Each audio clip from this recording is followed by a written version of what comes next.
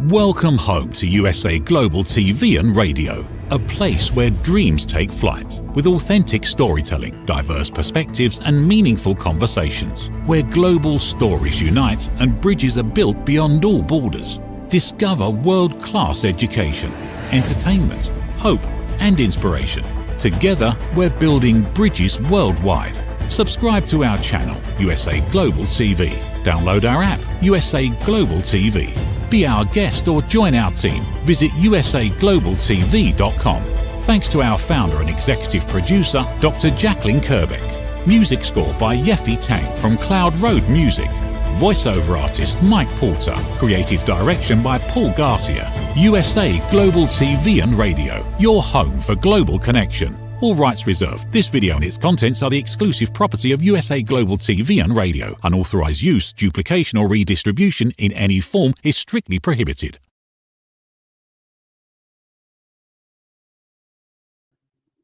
Good afternoon, everyone, and happy Monday. I am Julie Ann Mejia, and this is episode 9 of the Holistic Alternative. Today we have a truly amazing guest joining us.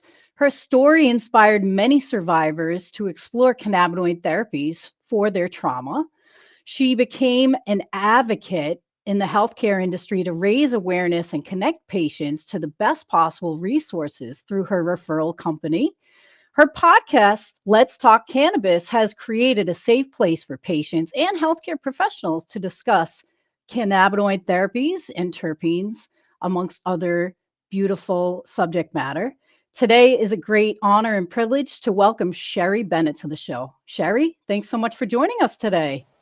Thank you, Julie. So nice to see you. So nice to see your face today. I know, same, exactly. We've talked many times on the phone, so it's great to connect face to face and have you on the show today. Where are you joining us today? I'm based in Richmond Hill, Ontario, just a little bit north of Toronto, Canada. So it's very cold out today, but I'm having a wonderful, warm conversation with you today. So thank you. Excellent. So we're going to get right into it. I'd love for you, if you're comfortable, and whatever you're comfortable with, explaining how cannabis became a useful tool in your life. Right. So, for over, I think over 30 years now, I have been living with symptoms of PTSD, post-traumatic stress. And that was a result of a series of traumatic events that I had, over 30 years ago.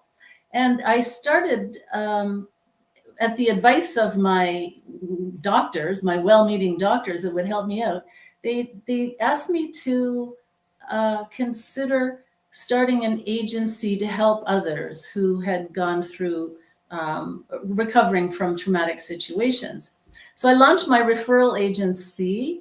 I started talking with patients and doctors and lawyers from all over the world and talk about the benefits of cannabis medicine, because I had actually tried it as a teenager, and I found that cannabis helped me with focus and productivity.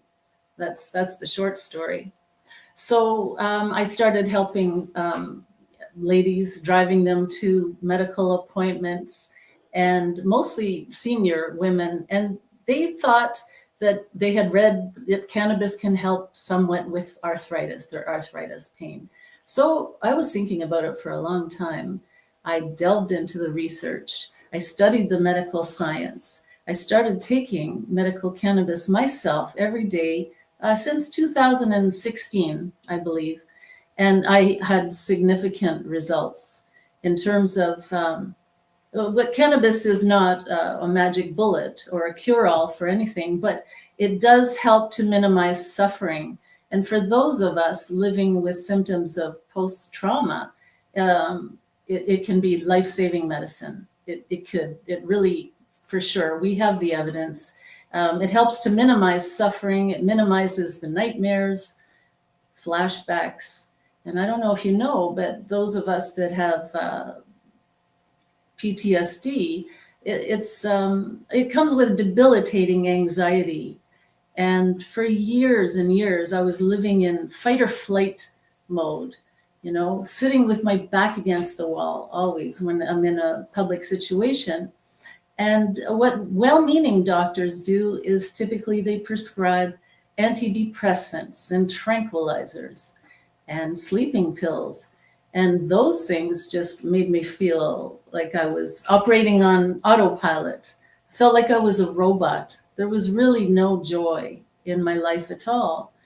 And as I said, in 2016, I was on Ativan or something, I think for 20 years. And I weaned myself off successfully using CBD capsules. Wow, And the that's more and amazing. more I read about it and read and learned about the history of why this plant medicine was prohibited in the first place, the more I became interested in finding people with the specialized knowledge in here and trying to teach people that it's a safe, healthy way to heal from trauma, from traumatic situations. And that's a beautiful way of putting it. A lot of patients are put on benzodiazepines for a long period of time, which they're not meant to be used for, an extended period. So how was that for you, titrating down and on to something more natural? Did you feel an immediate difference? I did. After it was about 3 weeks. It takes about 3 weeks or so, but it's just amazing. I felt I have to describe it like it helps people become friendly with life again. There's we know that a lot of these antidepressants are good short term, yes, and some of them come with suicidal ideation. I remember my dad was a physician. My dad was a doctor, and he died in 1988, but I still had his compendium of pharmaceuticals, the big book that they give doctors. And I looked up Xanax from 35 years ago. And even that, in the compendium of pharmaceuticals, it states that these drugs like Xanax and Paxil and common antidepressants can come with suicidal ideation. So, historically speaking, we know that cannabis has a safety profile of plus 10,000 years.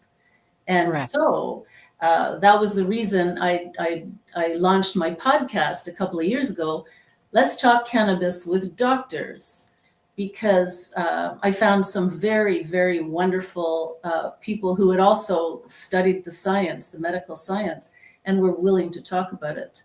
So we talk about a lot of things that people don't want to talk about on my podcast. Oh, it's great. You need to offer a safe place where people feel comfortable to discuss whether it's, sexual violence that Right. they've survived, or Yes. whether it's just a conversation between a doctor and a patient to have some open dialogue, which is great. Right. So that's phenomenal. And and many people don't know that sexual violence is just, it's everywhere. It's unfortunately, we just heard recently about the horrifying case of a woman in France, Giselle Pellicot, and she was drugged by her husband and assaulted over a period of 10 years. So often victims of sexual assault place the blame on them, and they suffer considerably. I mean, it affects every part of one's life. And I know from experience, one cannot heal without the proper treatment, medication and treatment. And I don't say just medical cannabis. I say we need to have community. We need love and support in our lives, right? And Sure. and to find others that have had similar experience, because it's really hard to talk to someone who, or a doctor, for instance, that doesn't understand I don't know, I call it the psychological sequelae. Like the event, it's not just the one event of the sexual violence. That reverberates into one's life, into every part of life, Absolutely. into our professional lives, our family lives, for sure, our financial well-being, and I was very lucky in my case. It was a medical doctor whom I trusted, and who I often sexual violence is by people we trust, right? Correct. And so I decided, growing up in a medical family, that I had to call this guy. I had to go to the appropriate authorities. So I went to the College of Physicians and Surgeons, and the short story is it was re-traumatizing. It took 10 years in a civil court. And I won a judgment of something like $300,000, but my legal fees were $500,000. And in those days, $500,000 was a lot of money. It totally wiped me out financially. So for sure, I would have gone down a different road had I not had the good help that I did. I had some amazing, wonderful trauma doctors who helped me out. And of course, the medical cannabis treatment. So I no longer take no sleeping pills, no tranquilizers, just medical cannabis every day in the form of gel caps or topical cream. And I recently found out about your products too, and I'm so excited about those because, yeah, we know, we have the evidence that that cannabis does not have the potential to kill. It's the only drug that does not have the potential to kill people, No, absolutely. And thank you for your bravery. I know going through a long court case, and it's re-traumatizing, it's expensive, it takes so much energy out of your life, but you did a solid service for other women in Canada and prevented the same fate from transpiring again. So I hope so. But the sad truth is that, this is still ongoing. And I testified before Mary Lou McPhedran, who is now a senator of Canada, for her third task force on sexual assault by healthcare professionals. And we're not focusing on healthcare professionals, but there are still situations where the victims get the bad end of the stick, in other words. for sure. So that's why people don't come forward, because it's highly re-traumatizing for people. But I want to just tell everyone that there is hope. I mean, there is hope for a better life, and it involves a lot about building community and building a network of good people and people that have had lived experience. Right. I think that's the most. No, absolutely. And I appreciate you sharing all that with us. I know it's hard to talk about, so I commend you for your bravery and thank you for sharing. And so, Sherry, you could have decided, to let this experience take over your life. You've chosen a pathway forward for other women and to help support them. So let's talk a little bit about your company that you developed.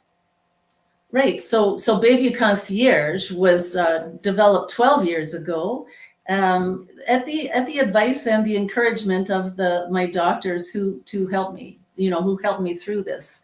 And I've referred countless people to the services and resources they need to help them heal, whether it's nursing care or the correct doctors, the correct lawyers to help them get through, human rights violations, that sort of thing. So, I've gathered I would say a very, very large network of good doctors and good lawyers, and healthcare professionals and people to help businesses that are, how shall I describe it? Purpose-driven, led by heart-centered individuals like yourself, and so once we find each other, it seems like it's a wonderful thing, really wonderful. And thank you. I first learned about you through Montel Williams on his podcast, right? And It's a he's a wonderful show. wonderful guy doing lots of wonderful things for patients. And, you know, the doctors are learning from us, learning from the patients. And For sure. And one thing that Montel and I have in common is that we both talk about 6630507, which is the US patent on cannabinoid medicine. Since they've known about, you know, that cannabis has medical benefits since way back in the early 2000s, I would say. Absolutely. Even before that, right? Oh, yeah, We've of talked course. about the studies that got Yeah. shut down in the Yeah. 70s, right? That were Right. claiming Right. to cause cancer. They were trying to prove that cannabis caused cancer. And when it did the opposite, they shut the studies down and Right. filed for patents. So Mhm. it's incredibly disturbing, this disconnect between our ancestral plant usage, right? With these Exactly. plant-based medicines. I think a lot of illnesses have developed as a result. I agree. And most people don't understand that. Most people say, oh, if my doctor prescribed it, it's really good and it's healthy, it's going to Right. help me. But now we have a very, very serious problem here in Canada with accidental overdose of fentanyl, opioids, you know, the opioid crisis. Here in Canada, we're about 41 million people in population. We're losing at least 25, 30 Canadians a day due to accidental opioid poisoning, overdose. So these could be like prescribed medications and from doctors. And people don't understand that cannabis does not have the capability of affecting the part of our brain that's responsible for breathing, right? Correct. So cannabis does not have the potential to kill people. And I love to talk about that and how the war on drugs really was one of the biggest crimes of the century, right? It turns out it's a war against traumatized people. And when we look at the history, it's so horrifying. Because we know now, we have the evidence that, well, cannabis is an exit drug. You know, my dad, being a doctor, he'd always say, oh, it's the devil's weed and cannabis can lead to, you know, heroin Other addiction usage. and everything else, you know. And in fact, it's the opposite. People are able to reduce their opioid consumption, reduce their blood pressure medication if they want, by adding a little bit of cannabis to their treatment protocol. So, and when one understands how cannabis works so well with our human endocannabinoid system, like Correct. this is a system of the human body that was discovered in 1988 by a chemist named Dr. Raphael Mechoulam, as you know. And he isolated THC, I believe, in 1964, but the whole human endocannabinoid system was discovered in 1988. So this is the largest, it's the most monumental part of human physiology. And because of the laws and because of the stigma attached to this God-given plant here, it is not yet taught in med school. So I find that appalling. You know, our doctors, that means to me, oh, let's think about this, that our doctors are missing critical education about basic human physiology, right? So I agree. that's It's a human rights violation, Sherry. I mean, I believe yeah. it is. It's when they make plants illegal, it's Yeah. insane. Right. These systems were developed thousands of years ago. Our ancestors have been consuming, eating, applying topically, smoking these products for a system to develop to work in conjunction with our immune system. So when you're not activating your endocannabinoid function, Right. your body isn't optimally functioning, right? Exactly. And a lot of people don't know that perhaps some of these autoimmune diseases that are showing up now could be caused by because one's endocannabinoid system is dysregulated or something. So when we add cannabis into the treatment protocol, you know, tremendous results are seen. And now I really do believe we have to have a whole series about how we can help our children right? So help our children, because we know with children with autism, with epilepsy, seizure disorder, children with ADHD even do really well on cannabis medicine, and it won't, cause the horrible side effects that some well-meaning doctors prescribed, pharmaceutical drugs, right? Well, you and I have had this conversation, right? We have a number of children that unfortunately couldn't tolerate traditional synthetic pharmaceuticals for their epileptic conditions. Right. And we've actually been able to give these children their lives back. They can be kids again. So that's what it's all about. It's really like, if you're a doctor out there and you're listening, you take an oath to do no harm. So again, this should be added to every physician's list of substances that they support. Yes, I agree. And doctors do take an oath to first do no harm. And I do believe they are causing great harm if they do not authorize cannabis as a frontline treatment for certain medical conditions. And I think that we all need opioids. We all need morphine. If I have kidney stones, I'm going to be begging for morphine. I want morphine. I need that to help with the pain.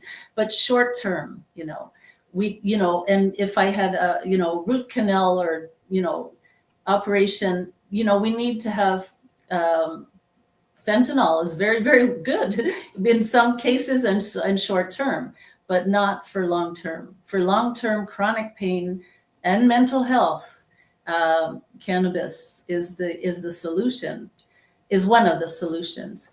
And some people say, oh, well, I had a bad experience and I'm afraid of THC, right? So go slow, start low and go slow. And also, is it the THC? Could it be an allergy to something, or could it be pesticide poisoning or something? Correct. We don't know.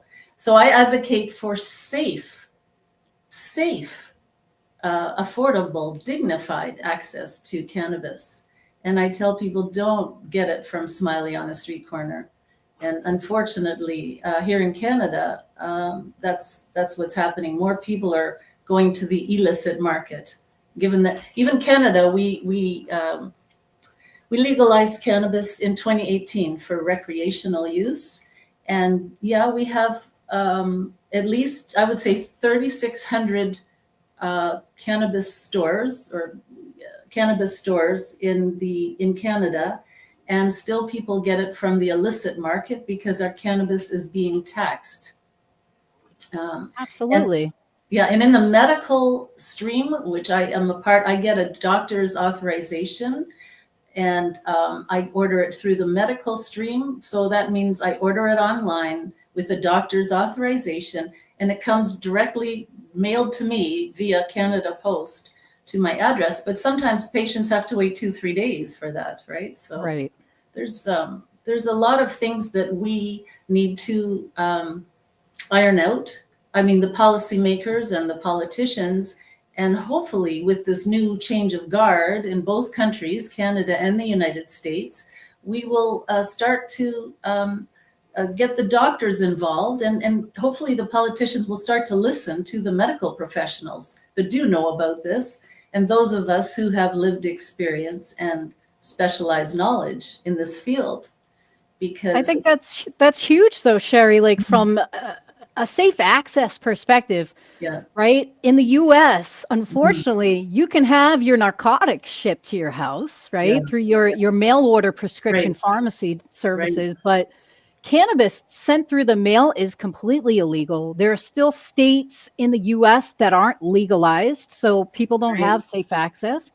So you guys are way ahead of us in that scheme of things. And I think, the problems are similar here. A lot of people don't trust the dispensary systems, right? Because a lot of times they're fudging their lab reports. They're putting out products that are subpar, that might have, been sprayed or have mold or something on them. And a lot of people are hesitant to go and switch from, a known specialist grower that they've been working with 20 plus years to, Joe Schmo's dispensary down the street. So one really has to be careful in this day and age now, because, the cannabis could be contaminated with with not only the deadly poisonous drugs, but like fentanyl, but mold, mold, mildew, pesticide, God forbid, spider mites. You got to be extremely careful, and this is medicine that we're ingesting. And by the way, the difference between medicine and poison is dosage. So, let's become educated and know your dose. And as we know, every single person on this planet, we all have fingerprints, right? But not one of us is the same. So my treatment protocol for PTSD might be completely different than my buddy who's a combat veteran just coming back from Afghanistan, sort of thing. So all I'm saying is nobody knows our bodies better than us, and it's important for us to work with our healthcare providers, our doctors and nurse practitioners, to find what the best fit is for us. So I choose to have THC in my system every day, cannabis. And even if I take a day off or so during the week or the weekend, but I take cannabis medicine every single day with significant results. And with cannabis, over time, you can actually reduce your amount if you wanted to. You don't have to keep, elevating the dose. You don't have to, like other drugs, you have to keep giving more and more to get the same effect, right? Oh, I agree. After I got injured, how I maintain my pain levels, right? I consume every night before bed. It's just something that gives my body that balance that it really needs against the neuropathic pain disorder that I developed from my work-related injury. So for me, I consume every night. I think it's a wonderful supplemental. It was 1,000 times better than taking the opiates or the ketamine that I was prescribed by physicians. I had no quality of life. I didn't know who I was on these substances. They really do change the whole facet of who you are as a whole person. Yes, that's great. And I find too, it's very hard to think, very hard to function when you can't focus and pay attention. And you sure can't heal from anything if you can't sleep. So cannabis, just for that one reason, gives a wonderful night of, rest, sleep, to heal. And I love to ingest things that don't have the possibility to kill me. I want to make sure I wake up in the morning. Right? No, absolutely. And so let's talk a little bit about how you're trying to develop some beautiful symposiums and events for women to learn about cannabinoid usage from experienced people that, can explain either their personalized experience or from a medical standpoint. Let's talk about some of those. Yeah, so in 2017, I started doing conferences and workshops, and mostly in my hometown of Richmond Hill, Ontario. I organized panel discussions at the Richmond Hill Center for the Performing Arts, and also the Bayview Golf and Country Club, because I didn't want to have my seminars in just any, community center. I wanted to make sure I'm trying to elevate the discussion here. And I would have people on my stage or on my panels that were that had the academic credentials and they understood, cannabis medicine in some way. And when I realized that this is really an issue that the lawyers need to be involved in, I started bringing in lawyers too. And I found the best of the best of the best. I found Dr. Barbara Mainville, who has 30 years experience as an emergency room physician and a coroner. And she is the co-host of my podcast, Let's Talk Cannabis with Doctors. And then I found Russell Bennett, who's the best cannabis lawyer in the world, right? I found the best of the best. There are cannabis lawyers and there are other cannabinoid specialists, physicians, but I found the ones with the most experience, the most knowledge, and they're self-taught. They were interested for their own reasons, and then it sort of branched out. So I started doing, and then I got asked to speak at human resources professional associations, and even property manager associations or conferences and that sort of thing. And then I started to be invited to local TV shows with a doctor. I'd always bring a doctor with me. And then pandemic happened. So we put a pause on everything for a while. I started talking more and more with people over Zoom calls and through my podcast. And that was a real actual benefit of the pandemic. I mean, we were able to talk with people in South Africa, in Australia, in Colombia, in Scotland. You know, it amazes me. I love talking to people about this subject, right? No, I think that's great. And so you've taken a small pause from the podcast. You've been doing a ton of interviews, including ours today. So what else do you have coming up for interviews? Yes, for interviews, I will be on, I was talking to my friends in Scotland, Simon McLean, who is the chairman of law enforcement. It used to be called Law Enforcement Against Prohibition. I think it's called Law Enforcement Action Partnerships now. So they have a podcast called Crime Time Inc. So that I will be on soon. I've been interviewed by Miguel Torres, who's a wonderful man in Florida. He has a podcast called The Conversation, Cannabis and Christianity. So I've been on his podcast about 4 times, and I can't wait. I'm going to do another segment with him soon. And cannabis. And then there was several in the United States, and a man called Mike MEJIA. He has a podcast. I think his podcast is called The Major Journey, right? But I'm trying really now to join our voices together and have people like them on my stage, but here in Canada. And they will be my podcast. I'm going to live stream Let's Talk Cannabis with Doctors live at the Bayview Golf and Country Club, and connect with other women business owners. That's a really great point, and something that I wrote down here to discuss with you. So in regards to future cannabis educational events, can you tell us a little bit about what you're planning for the HER 2025 Women's Summit? That's right. We have a wonderful network here in York Region, the Business Women's Network of York Region.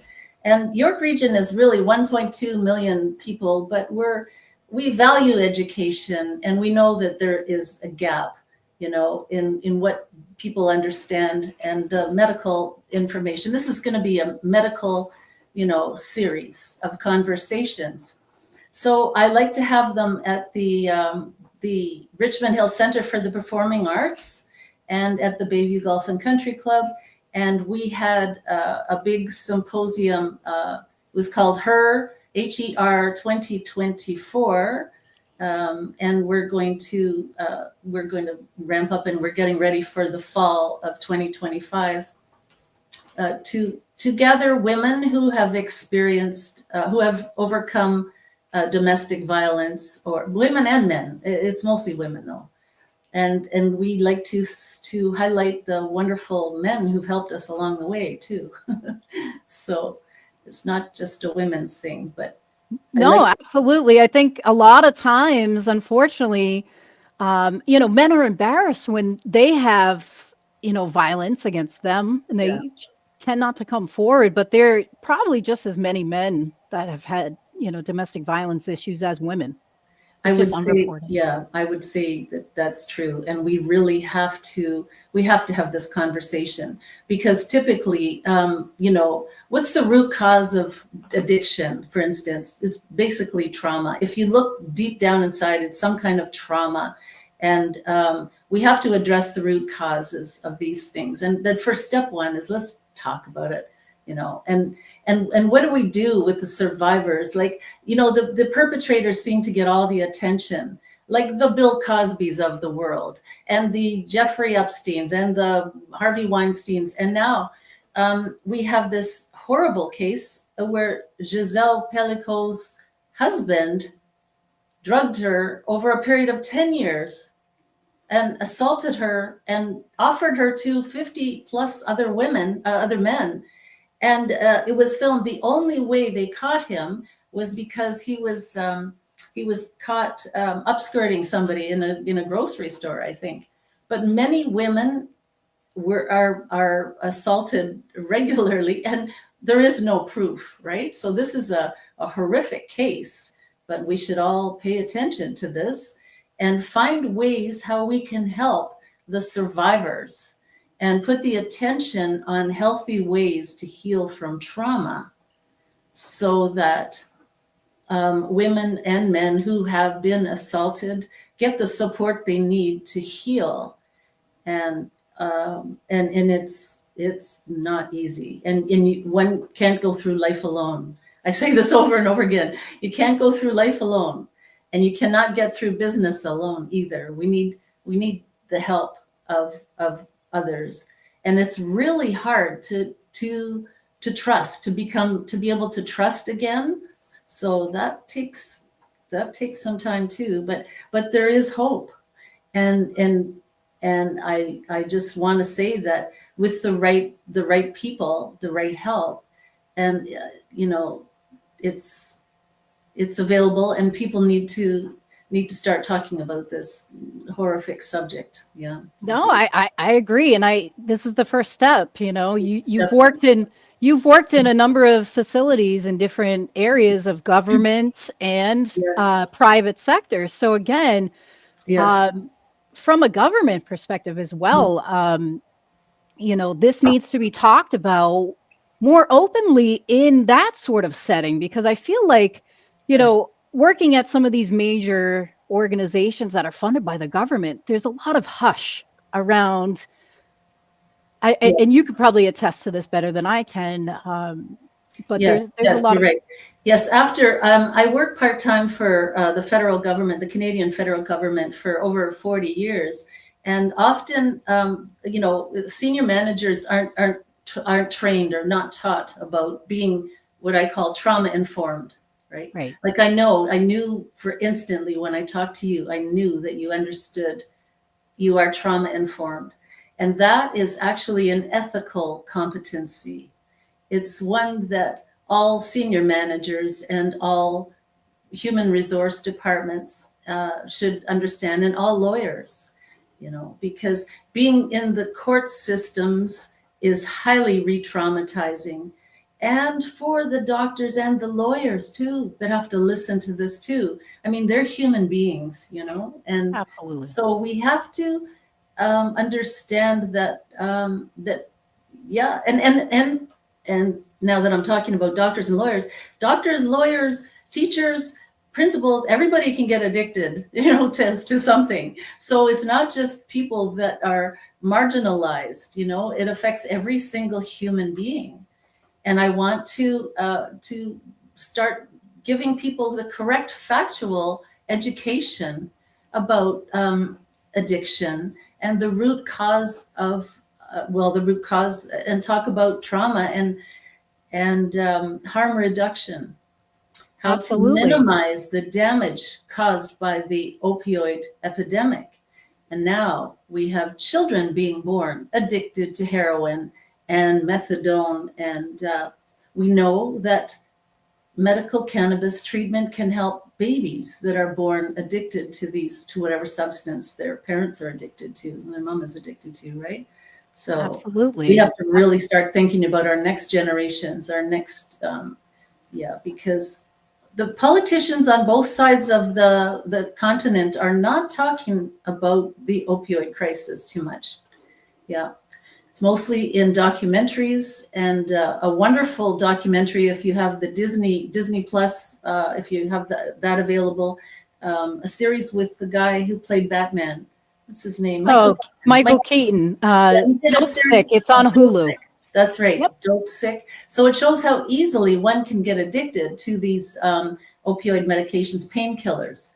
And so, doctors need to think about this.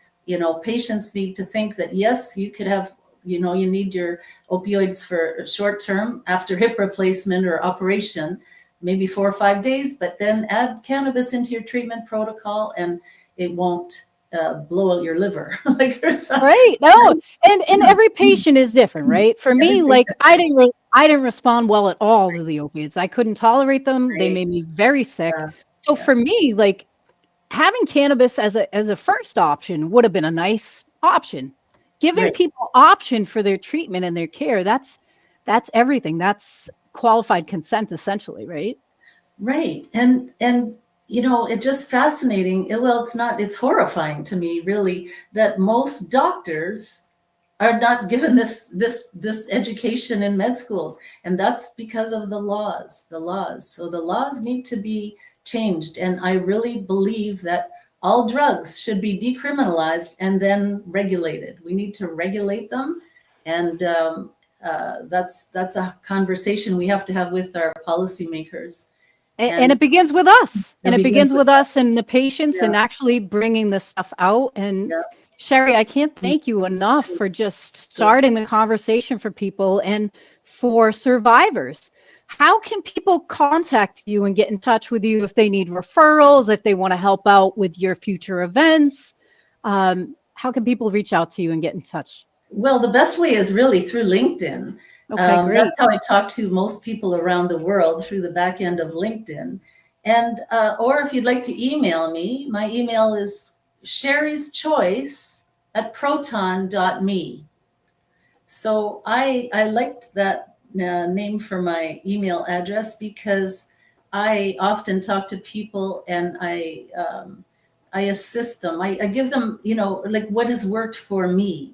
Like I don't tell them what to do or what kind of products to take, but these based on my education and based on my lived experience.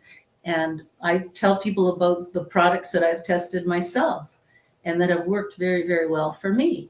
So that's how I do it. So sherryschoice@proton.me. That's my email address, and or on LinkedIn. And Sherry, is there anything that you'd like to leave viewers with today as we wrap up? No, just know that there is hope. And, we learn from others. We learn from the lived experience of others. So, yeah, you might want to listen to my podcast called Let's Talk Cannabis with Doctors. And it's on Spotify and Apple, wherever you get your podcasts or wherever you listen to. And, it's good to talk with people that have had lived experience. And I just want to say there's hope. And we can have a life, we can have a better quality of life. Yeah. With education and the right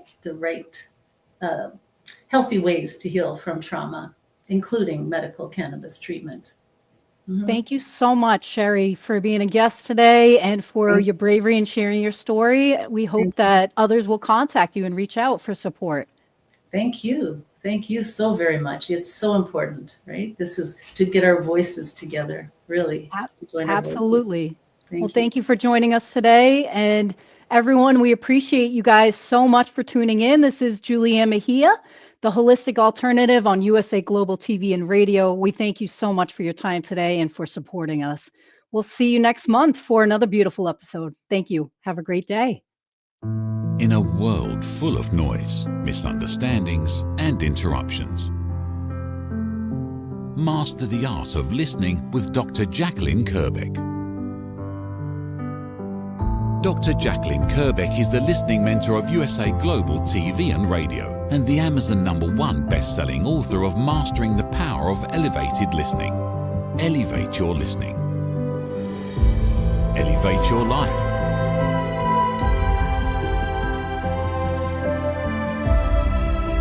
Join a global learning experience in person or via Zoom. Reserve your spot today. usaglobaltv.com/book-your-session or drjacqueline.thinkific.com. Join Dr. Kerbeck's listening courses or hire her to unlock deeper connections and authentic conversations. Have you ever felt unheard? Like your words float into a void, leaving you invisible and disconnected? How about feeling judged? when assumptions overshadow your truth, leaving you misunderstood and defensive. And then there's that moment when someone offers solutions you never asked for, dismissing your feelings and leaving you more frustrated than before. It doesn't have to be this way.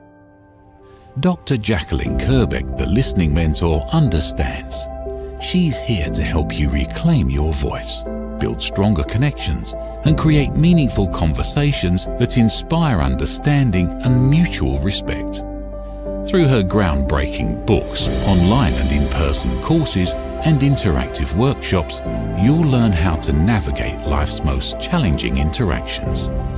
Discover the power of elevated listening and transform how you communicate.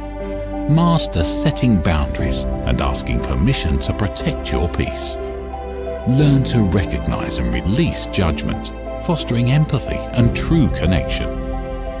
Dr. Kerbeck also offers personalized coaching, one-on-one or group sessions designed to fit your unique needs.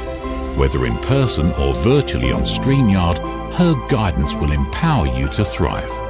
You don't have to struggle alone. The path to deeper connections and better relationships start here.